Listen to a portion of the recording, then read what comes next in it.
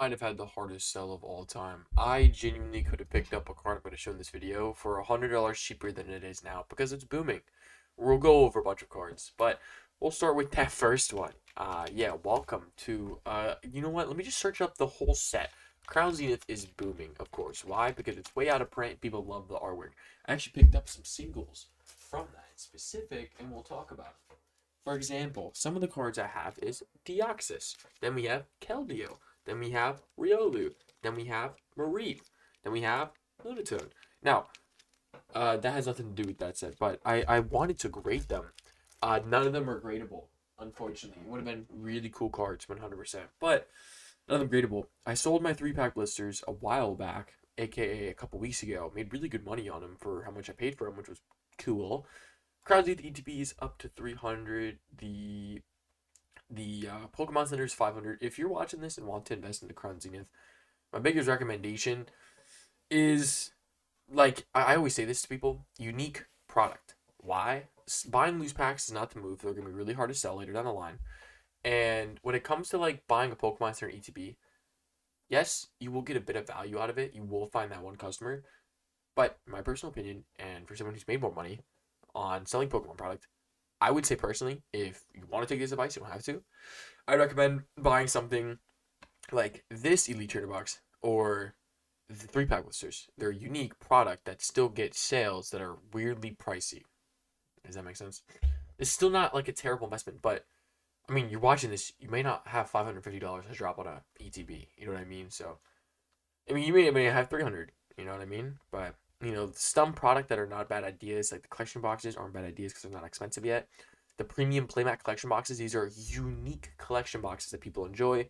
The best example when I say unique collection box is like the figure Pikachu box from Celebrations. That one's got up a bunch, and per pack price doesn't make sense to the price that it is. It's a unique product. So just throwing that out there. Unique products usually do quite well. Like this. This is a really, really, really unique product. Don't get me wrong, 14 packs in it. But you know what? Let's try and do some math. Let's do 325 divided by 14.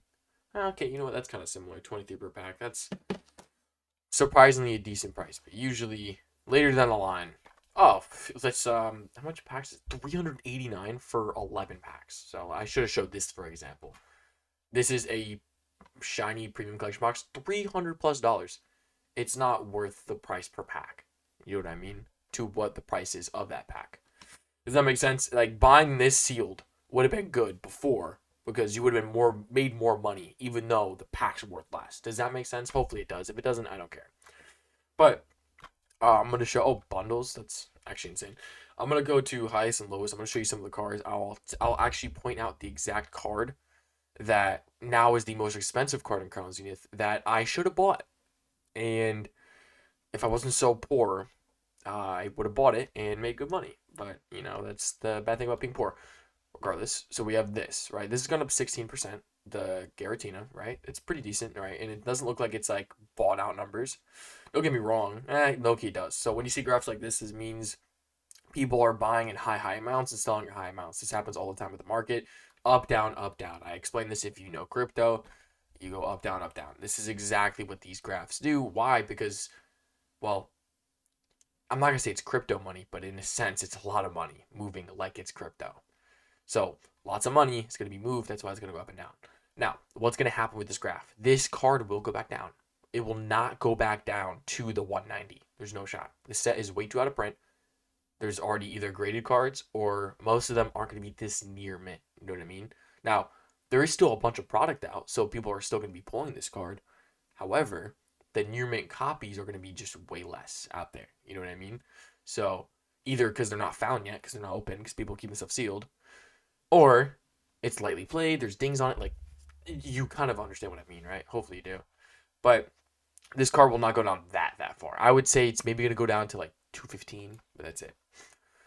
This card I could have bought at $199, and like a week ago, it was like maybe 260, so I would have profited 60. Well, now this is always an odd thing when you see lightly played 300 something. That looks a little peculiar. That looks a little bought out. You feel me? Now this graph doesn't show buyout, but the recently sales say differently. There's now a $300 sale here. The next day, another $300 sale, and now a $324. Now, I think this card right now is probably $280.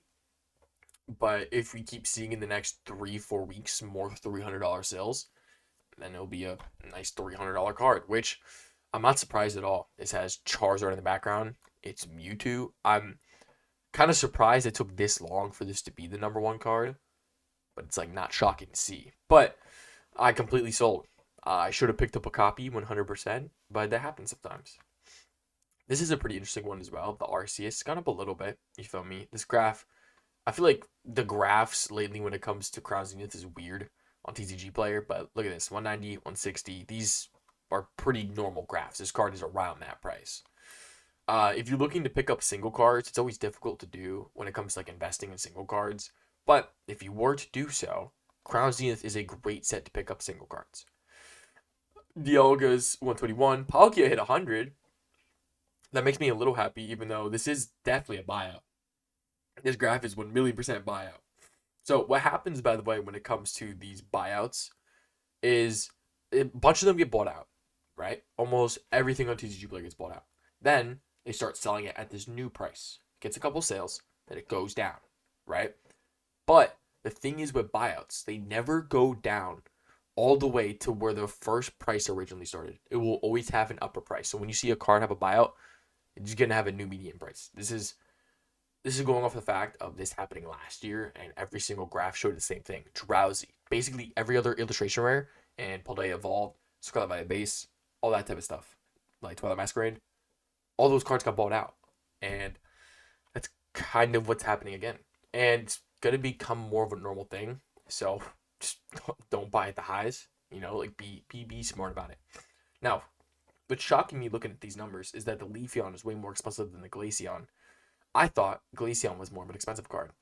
This card's obviously having a buyout again. Again, 99% of these cards are having buyouts, right? So keep that in mind. $70 card, though. I could see this definitely being a $100 card, though, in the near future. Honestly, every single card that I see on the screen is going to be a $100 card. I think Entei, Suicune, and Raikou are going to take a lot longer. Same thing for Deoxys. But all the evolutions, the Mew and the Darkrai, are going to get there quickly. Now, this card, dude. As you can see, by the way, all these graphs look similar. Why? Because it's probably, hypothetically, possibly the same people, allegedly. Right? So, interesting that this card's highest sale price at 109. Obviously, that's a little fibbery, if you will. But yeah, this card will hit 100 soon. That is very true. I mean, what you've probably been seeing is the Ascended Heroes card selling for 2 bands, 1.3, and it's cool to keep up with that sometimes. But if you're someone that like wants to make a little bit of money off of this, you know, and want to build stuff more in your collection, or you just want to make more money, bro. I mean, there's nothing wrong with wanting to make a little bit of bread. You want to look at some of these sets like this. Crown Zenith, good example. So, lightly played here. Now, this card is very interesting. I mean, it has the same graph, but it's like a lot slower. Like, this card grew a lot more slower, which is interesting. This card, I mean, you just know this card was going to be expensive. It's Mew, you feel me? I should have moved my face cam. Well, sorry about that. We're, like, too late in the video. No, like, we would have known this by now, right? Like, this Mew card, it was going to go up. We knew this, right? But at the price that it's at, I would tell you it's going to be another one of those $100 cards. 100%. And I think it's going to be one of the first type of yellow bordered like this to hit 100. And I think that's kind of significant in a sense. I can't think of any other yellow border illustration rare that's going to hit 100. Like, obviously, there's the trainer galleries in, like, Astral Radiance, the Storm EV, that's hit 100, but that's not yellow bordered. You know what I mean? Then we look at some of the other cards in the set that are still really good. Pichu is a great one, and I actually pulled one.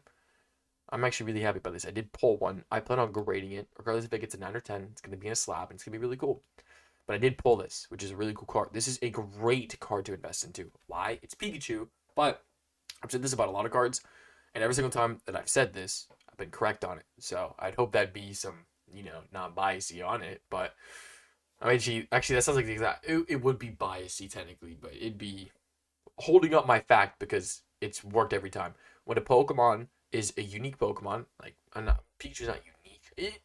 Okay. Hear me out. When a Pokemon has a lot of other Pokemon in the one card, it's gonna do well.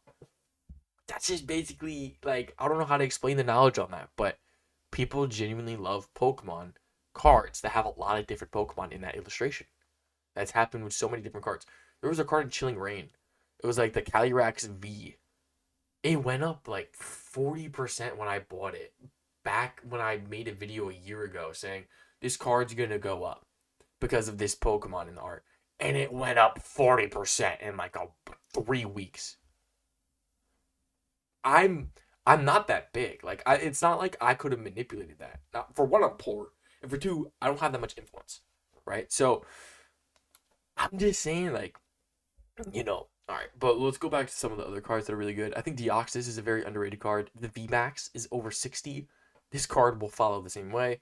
Both these Pikachu cards, I think, are going to be great cards to invest into. If you can get slabs in this, amazing. If you can get them single, still going to work. I think Raikou is a pretty good card. Being $50, still expensive, but still a great card. Cards like Deoxys, I just picked up a Deoxys recently. As you can tell, the graph still has that buyout look. But this is definitely going to be a good $20, $30 card coming up soon, which is great because, like I said, I have one. So, big go for that. As you can see, you're already hitting $20 sales. So, I'm personally pretty grateful. I can't believe there was already a sale today. It's been an hour and there was a sale on Deoxys. It's a great card to pick up, 100%. Beautiful artwork, great card to invest into. If you look at the packs, pack-wise, when it comes to Crown Zenith, almost hitting 25 a pack. I mean, it's minimum 23 now, but I mean, this average per pack is crazy, bro. The prices are crazy. Lapras, this is to me kind of a shocking-ish card to go up in price this quickly. But look at all the Pokemon in the background. I genuinely think that has something to do with it because of how nice the artwork looks. $20 card. That is crazy. Yellow bordered card. Illustration, $20. This is a very, very underrated card. This is criminally underrated. Criminally underrated, actually. If I didn't say that. It's had a couple buyouts. 100%. 100% had multiple buyouts. But if you pick up this copy before it gets $40, $50, I would recommend it. Why? Well, let me give you another fun fact. If you know the history of some of these Pokemon, like Latias, it has a history of having very expensive cards. Same thing for Cynthia, that little trainer. She already got mad expensive cards. Pikachu, mad expensive cards. Umbreon, Sylveon, Rayquaza. Like, if you kind of get an idea on a popular Pokemon, you kind of get the idea, okay, well, if this Pokemon's been popular in the past, it's going to be popular again. This is a good example. This card will be like a $50 card. Guarantee it. Guarantee it. Guarantee it. Guarantee it. Guarantee it. Obviously, all these cards will be $50 at some point in life. But I'm saying, like, in the aspect of soon, so those are some of the cards they're going to pick up. Keldeo is a great card as well. I'm so glad to pick this up. This artwork is criminally underrated for only being like a $10 card. Criminally underrated. I'm so glad I picked this card up. This is such a beautiful card. At the moment, it's at 14, selling at mainly 11. I would say this is like $11 card, 11.50. Such a beautiful card. I mean, it's mythical. I think some people may look at this and it might remind them of some of those mythical collection boxes back in the day, 20th anniversary. Terrawick, I'm kind of surprised is already 11, but also not at the same time. Altaria and Magmortar, I'm not surprised. These are beautiful artwork cards. Riolu being $10, not surprised, especially because of Mega Evolution coming out. Obviously, it's the buyout, but the price it being a little bit higher, I'm not surprised. Like, this is going to be a $15, $20, $30 card later in the line, just because it's a very popular Pokemon and it having some type of reprint recently. Then we have stuff like Miltank that makes sense. Again, like if you look at our artwork, you can kind of get an understanding of what's going to make sense and what doesn't. I definitely think you should, if you are to pick up single cards, look at it like Magmortar and Electivire, pick up both of them before they get really expensive because they have the same type of story to them. Like, I'll give you an example in a minute, but first, Lunatone, beautiful card. Surprised it's that cheap. Look at the artwork. 2 other Pokemon in here. Shows the moon and the sun. Like, this is, that card's going to be expensive. Like, these cards will be pricey. Then we have other cards that are a more little, but still dope. I think Manaphy and Magnezone, criminally underrated. We'll look at the Magnezone. This is only a $3 card. Hasn't even gone to the buyout phase yet. Magnezone's a cool Pokemon. Manaphy's a mythical. This card will 1,000,000% be way more than $7 soon. That's just without a doubt. Now, let me talk about the whole Okay, hold on. This is dope. I totally forgot about some of these cards. The whole family thing, because I showed you the Mac Warner Electivire. Let me show you something from Scarlet by the base. I don't know how I spelled Gardevoir so wrong. So Scarlet by the base has 3 cards. Oh my gosh, when did this? Oh, it's Japanese. I was about to say. When did this card get so damn expensive? Oh my gosh, I thought that was the English copy. I was about to say, what in the world happened?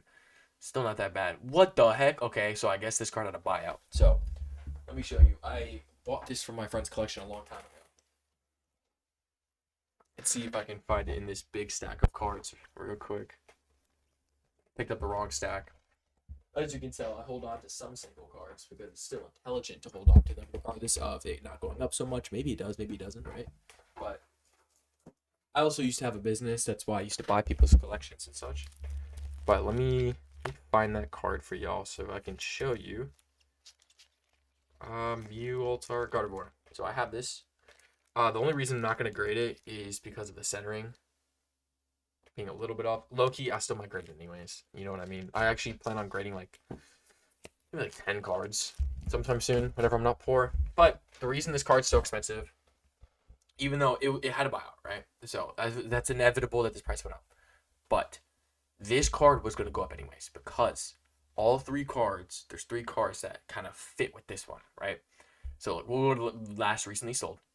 80s. This is going to be nice. This is going to be like $150 card soon. Guaranteed. Gardevoir is a popular Pokemon.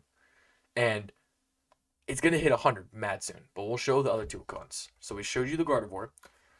There's 2 cards that link with this. Now, I sold my other 2. Should I have? No. But I did anyways. Curlia. Look at this. It's the stage before Gardevoir. And it shows kind of the family of it. Now, let's go to the final one. Ralts. This is the beginning of where it all starts. So, if you have all 3 of the family, which is something I should have held on to, I did it to get this tattoo. Actually, that's why I sold the Rolts and the Curlia and to pay for a trip that I went on. But, regardless, Rolts, Curlia, Gardevoir. This is a trio. If you bought this whole trio, down the line, and your cards are mint condition, that is going to be an insane buy. That is I don't know how to explain it to you, that sequential set, how good that is to have. So, highly, highly recommend. And in fact, I might pick up a Ralts and Curlia copy just so I can get a sequential. Alright, well, you heard it here first. I'm not going to say out loud what I am saying out loud. I probably will do that.